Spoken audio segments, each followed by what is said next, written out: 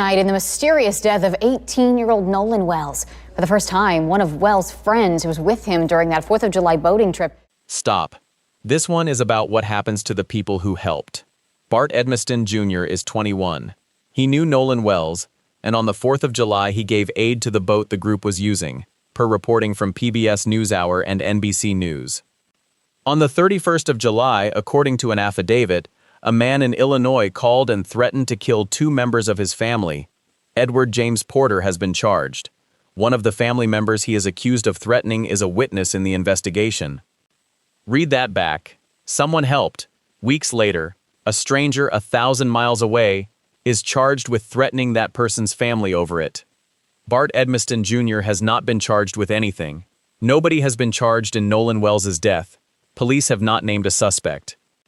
Here's the next beat of the script, continuing directly from where it stopped. So let's lay out what's actually known about that day, because the timeline matters more than the noise around it. Nolan Wells was 18. He went out to Horn Island on the holiday, 10 miles off the Mississippi coast. That's a barrier island off the coast, reachable only by water. CBS News holds the state's tracking for that vessel, the island astern by roughly 4:30. That's the departure. But here's the thing. The United Cajun Navy, a volunteer search organization, not law enforcement, put together a report. Per that report, via TMZ, Nolan's last independently verified sighting fell between 3:23 and 4:27 that afternoon. Not the same thing as the boat leaving. A window, and then a departure. A 64-minute span where he was seen, and then the boat moved. So the question is not who was there. According to Jackson County Sheriff John Ledbetter, his office has interviewed more than 60 witnesses. The sheriff said the 3 friends who were on the boat have been interviewed. Per Folks, the FBI is assisting with digital evidence because Horn Island is on federal land. That's what the sheriff said on the 16th of July, 12 days after the boat trip, 2 days after Nolan's body was recovered. His body was recovered on the 6th of July, per CNN and Wallachs. So within 2 days of that recovery, the sheriff's office had already interviewed more than 60 people. That's not a slow investigation. That's an active one. There is no accused in this matter at all, per NPR. Neither the sheriff nor federal investigators have closed anything, according to NPR. That's per NOLA.com, CNN, and NPR. So you have a clear picture emerging. 3 friends on the boat, 60+ witnesses interviewed, the FBI pulling digital evidence, and a case that is still open. But here's where the picture gets complicated. The friends who were on that trip, the witnesses, have reported death threats and online harassment. That's according to WWL, The Grio, and ABC News. One friend's attorney has sent a cease and desist letter. Think about that for a second. These are young men who were on a boat with someone who died. They are witnesses. They are not suspects.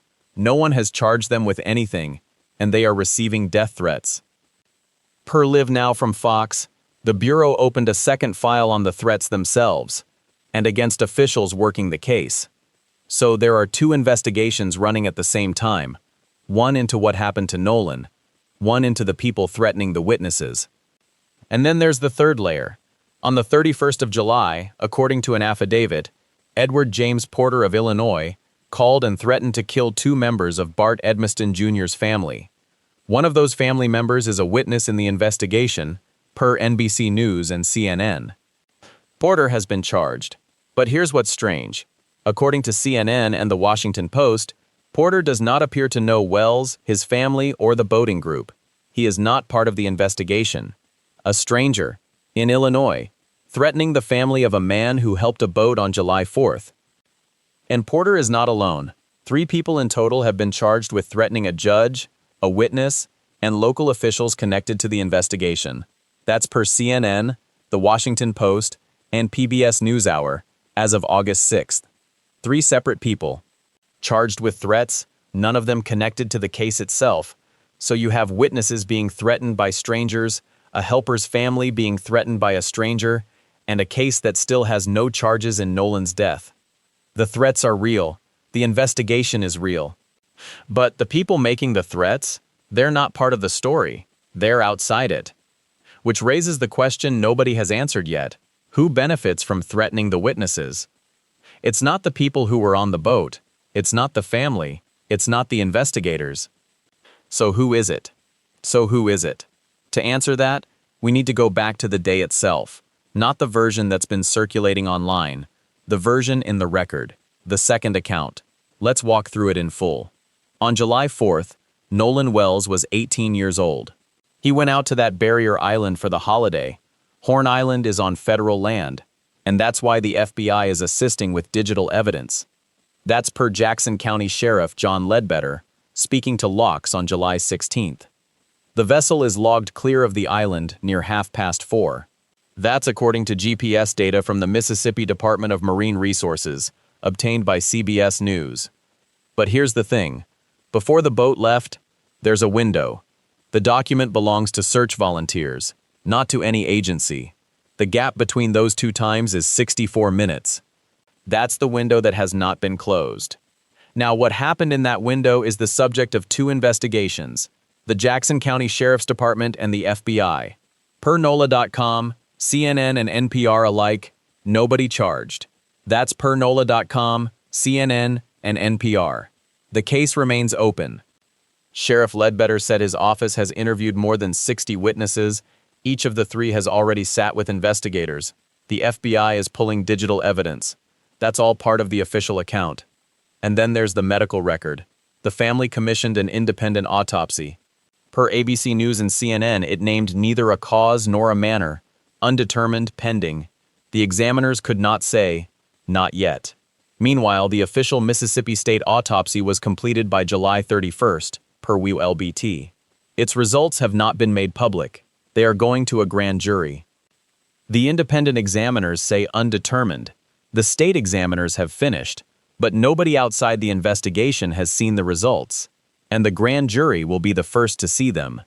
That's the official record. But around it, there's a second record, the one being built by the public. The state asked through Newsweek that people wait rather than decide. They warned that social media speculation could hinder the investigation, and Mississippi Public Safety Commissioner Sean Tyndall went further. WLBT carried the state's warning about a fake lab report in circulation. That's per the Mississippi Department of Public Safety via WLBT. So you have two accounts running side by side. The account in the record, an open investigation, a grand jury, an undetermined independent autopsy, a sealed state autopsy, and the account online, rumors, fake documents, and threats aimed at witnesses.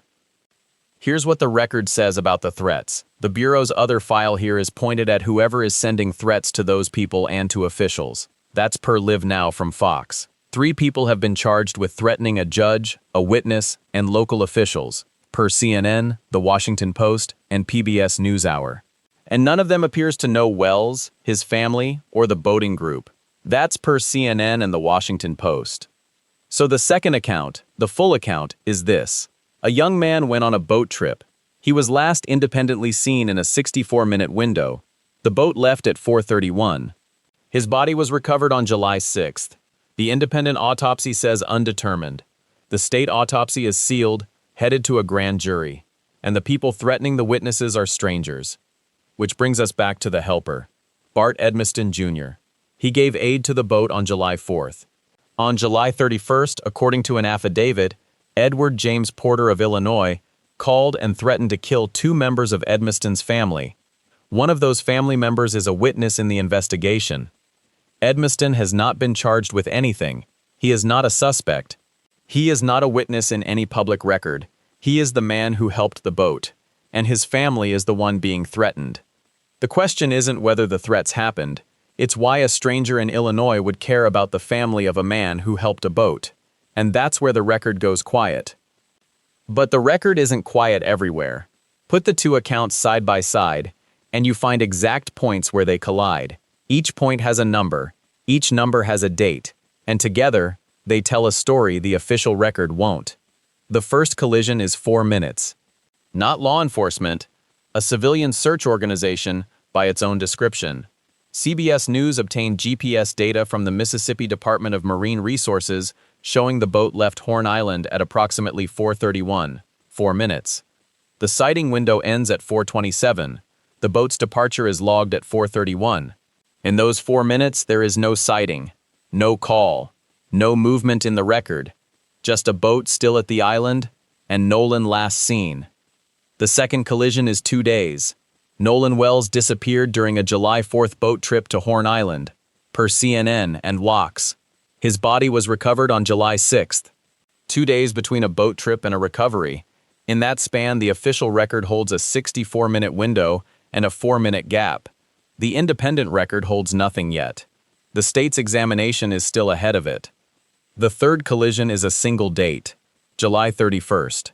Per Forelt, the state closed its own examination that same day. Its results have not been made public. They are going to a grand jury. And on that same July 31st, per an affidavit, Edward James Porter of Illinois allegedly called and threatened to kill 2 members of Bart Edmiston Jr.'s family. One of those family members is a witness in the investigation, so the day the state finished its examination of Nolan's body is the day a stranger allegedly threatened a witness's family.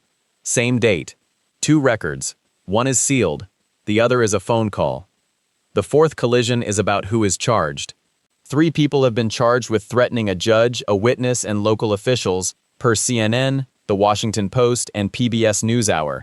None of them appears to know Wells, his family, or the boating group, per CNN and the Washington Post.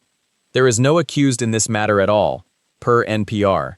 The Jackson County Sheriff's Department and the FBI still have the case under investigation, per NOLA.com, CNN, and NPR. And the sheriff's office has been busy. Jackson County Sheriff John Ledbetter said his office has interviewed more than 60 witnesses per NOLOX.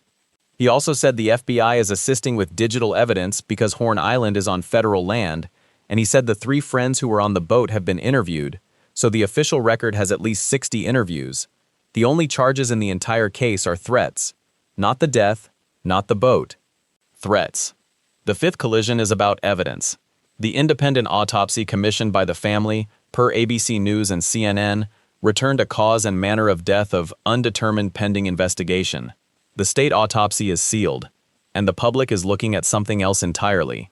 Well, LBT carried the state's warning about a fake lab report in circulation, so the official record is sealed, the independent record is undetermined, and the record being shared online is, according to officials, a fake. 3 versions of the evidence. Only one of them is public. And the public one is the one officials say is false.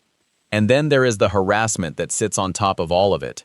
Friends who were on the trip have reported death threats and online harassment, per WWL, The Grio, and ABC News. One friend's attorney has sent a cease and desist letter. Per Live Now from Fox, that separate federal work is about the senders, not the recipients. The witnesses are under threat. The officials are under threat. And the people charged with those threats are strangers to all of it. So here are the numbers again. 4 minutes, 64 minutes, 2 days, 27 days, 3 strangers charged, 60 witnesses interviewed, 1 autopsy sealed, 1 report undetermined, 1 document called fraudulent. 27 days. That is the distance between a young man helping a boat and a stranger threatening his family. The official record has that gap. It just doesn't say what filled it. The GPS data from the Mississippi Department of Marine Resources, obtained by CBS News, timestamps the boat leaving Horn Island at 4:31 that afternoon. That is a concrete number. It is also the only official timestamp in the public record. But it does not tell the whole story, because a report from the United Cajun Navy, a volunteer organization, not an official agency, places Nolan Wells' last confirmed sighting somewhere in a window that opens at 3:23 and closes at 4:27. That window is 64 minutes wide. We do not know the exact second he was seen. We only know it happened inside those 64 minutes. And we know the window closes at 4:27. The boat leaves at 4:31. That leaves a 4-minute stretch where the record has no answer. 4 minutes. Not an accusation, not a conclusion, just a gap.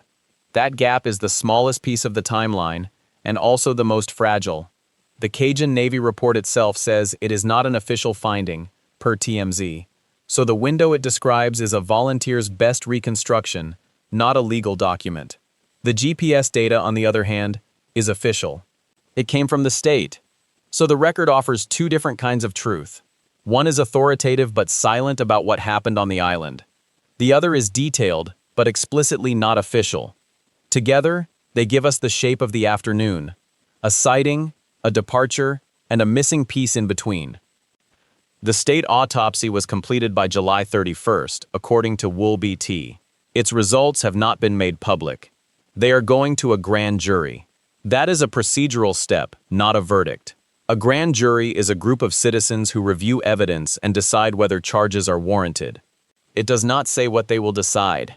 It does not even say when they will decide. It simply means the official findings are sitting in a room we cannot see. The family commissioned its own independent autopsy, per ABC News and CNN. That examination returned a cause and manner of death of undetermined pending investigation. Those words are careful. They do not say the death was natural. They do not say it was an accident. They say the medical examiners could not establish a cause. Not yet. That is not a refusal. It is a limitation.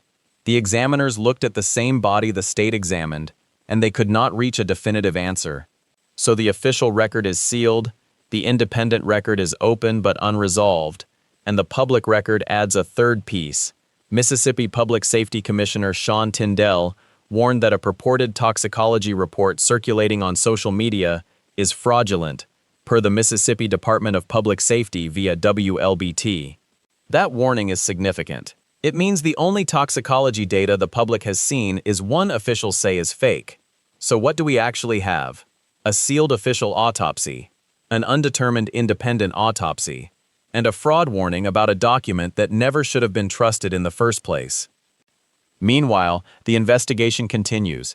Jackson County Sheriff John Ledbetter said his office has interviewed more than 60 witnesses, per Locks. 60 is a large number. It suggests a thorough process.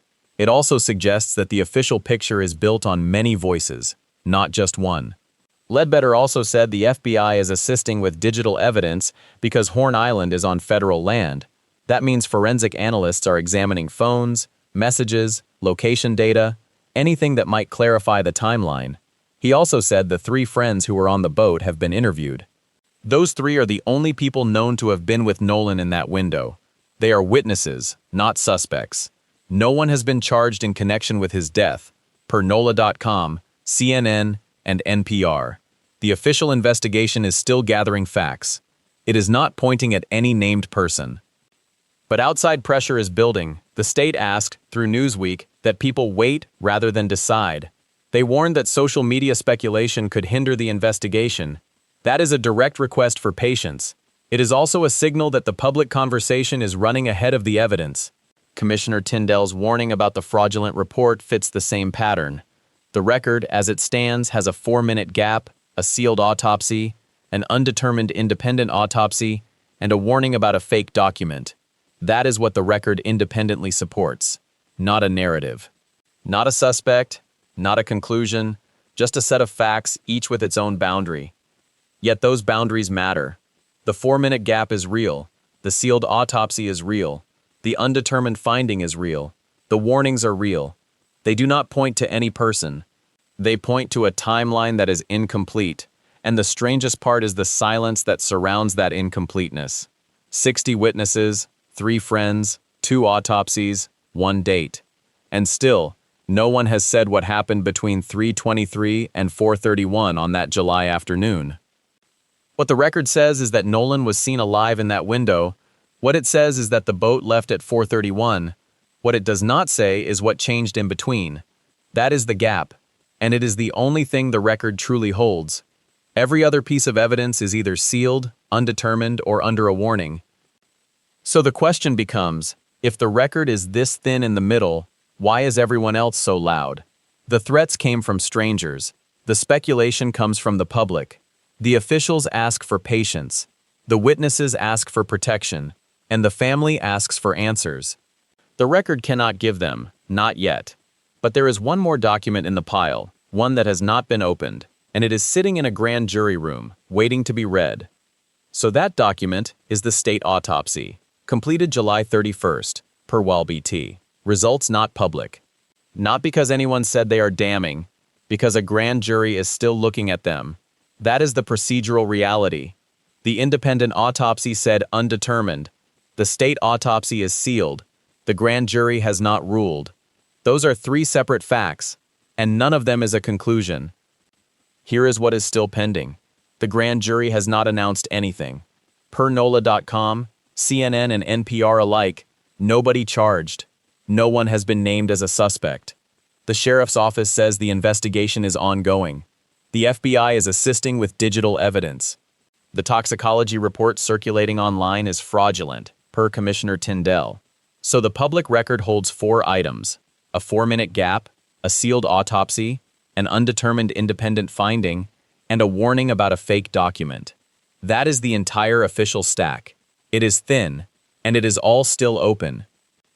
Now the person, Edward James Porter, Illinois man, charged over an alleged call on July 31st. The allegation: he threatened 2 members of Bart Edmiston Jr.'s family.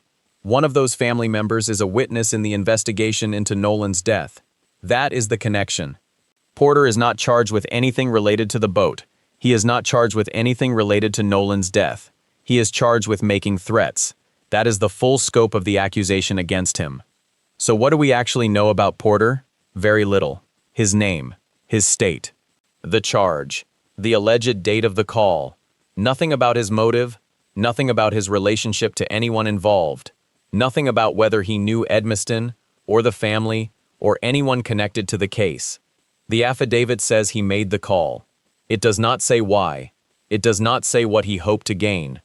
It does not say whether he was acting alone. None of that is in the record, and we are not going to invent it. What we can say is this: the threats were real enough to charge someone. The FBI is investigating threats against the friends and against officials. The friends have reported death threats and online harassment. One friend's attorney has sent a cease and desist letter. So the pressure is not theoretical, it is documented, it is active, and it is aimed at witnesses, not at suspects, because the witnesses are the people who were on that boat. And they are not suspects, they are not charged, they are not named as persons of interest, they are witnesses, that is their legal status, full stop. So here is where the record lands. 1 man charged over threats, 3 friends interviewed, not charged, 60 witnesses, not named. 2 autopsies, 1 sealed and 1 undetermined, 1 gap of 4 minutes, and a grand jury that has not spoken. That is the shape of this case right now. It is not a mystery with a hidden villain. It is an open investigation with a narrow public record and a very loud public conversation. The loudest part of that conversation is the speculation. Officials have asked for patience. Tyndall called the toxicology report fraudulent. The sheriff's office has not named anyone. The FBI has not named anyone. The grand jury has not named anyone. And still, the theories travel faster than the facts. That is not evidence. That is noise. And the noise has consequences. The threats are the consequence. The FBI investigation into those threats is the response. So the person at the center of this beat is not a suspect. He is a man accused of threatening a witness's family. That is the allegation. That is the charge. And that is all it is. He is presumed innocent. The legal process will decide what happens next. We are not going to tell you what he was thinking. We are not going to tell you what he knew. We are not going to tell you who he is beyond the record. Because the record does not say. What the record does say is that the case is still moving. The grand jury has the autopsy. The FBI has the digital evidence. The witnesses have protection. The family has questions. And the one document that could answer the central question, what happened in those 4 minutes, is sitting in a room we cannot see. No one has read it aloud. No one has summarized it. No one has said when it will be released. That is where this stands. A sealed autopsy. A silent grand jury. A charged man. A threatened family. And a stretch of that afternoon, anywhere from 4 minutes to 68, depending where the last sighting fell, that no release document has closed. What happens next sits with a grand jury, and grand juries do not announce themselves. That is not anybody withholding.